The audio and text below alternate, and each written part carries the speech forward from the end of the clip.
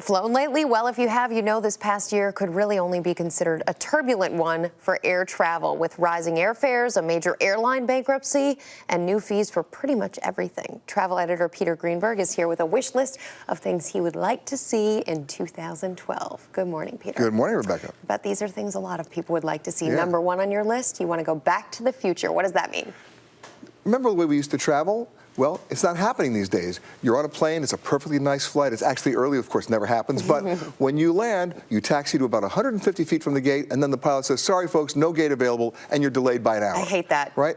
Very simple solution by going back to the future. It's called, two words, portable stairs. Now, what people don't realize is, behind every jetway, at 150 feet behind it, there are what they call penalty boxes at every airport where they can park a plane. Now think about how simple this is. You wheel up the portable stairs. The whole idea is to get us off the plane, get our bags off the plane, no misconnected passengers, no misconnected bags, no excessive fuel burn while the plane is sitting out there waiting for the gate. It's a win-win for everybody. No one can answer this question for me. Why can't we go back to portable stairs? Why can't we? I would like to see this. Yes, I know. Well, I want research done on this. I want answers immediately. Absolutely.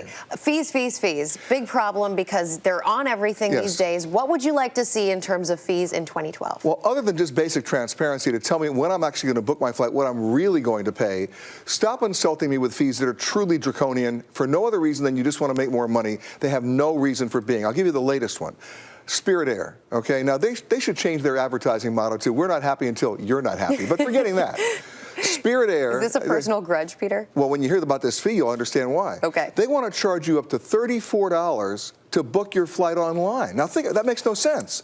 Every other airline says if you book it with a human being, we're going to charge you because they don't want to pay the labor charge. Right. Spirit goes, let's do them one better. Let's charge you to book online and basically say if you want to save that $34, you know how you book your flight? They're forcing you to go out to the airport. Who goes to the airport to book their flight? You have to go to the airport. And stand in line behind everybody else for the one tired agent at the counter to book your flight? No, this is not the day you're traveling. This is just to book your flight. So they've got you. This is really bad, and they should be ashamed of themselves.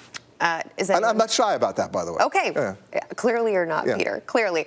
Delays, clearly a huge issue in the airline industry. You look on flights, and every single flight is delayed these days. But here's an interesting one, because we're coming to a weather season right now. Wind, rain, ice, snow, but the real key word is ice. And you've had this happen to you. You're at the gate and they want to do the safety thing and they're required to de-ice the plane.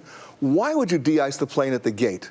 Then you go out to stand in line, and by the time you're ready to take off, you have to go back to be de-iced again. Right. So a number of airports overseas have gotten smart. Where do they put all the de-icing? They make it centralized. They put it at the end of the runway. So you taxi out, and right before you take off, it's like going into a car wash. You go in, they de-ice you, you take off. It saves time, it saves money. This is ridiculous to have de-icing done at the gate. It's just costly, time, energy, money. Let's stop it. And it's just as safe to do it at the end of the runway. It's safer because you're getting de-iced right before you take off.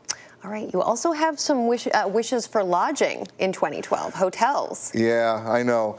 I mean, common sense, right? Stop making me crawl around the floor looking for an electrical outlet when I check into the room. I mean, we all want to be connected. We don't change our lifestyle when we change our location. So give me electrical outlets where I can see them and give me more of them. Got it. All right. Next up on the list, and this is, I know, this is silly of me. Oh, yeah. I can never program my VCR anyway. Why are you going to expect me to program a thermostat at a hotel room? How about this? On, off. Does that work for everybody?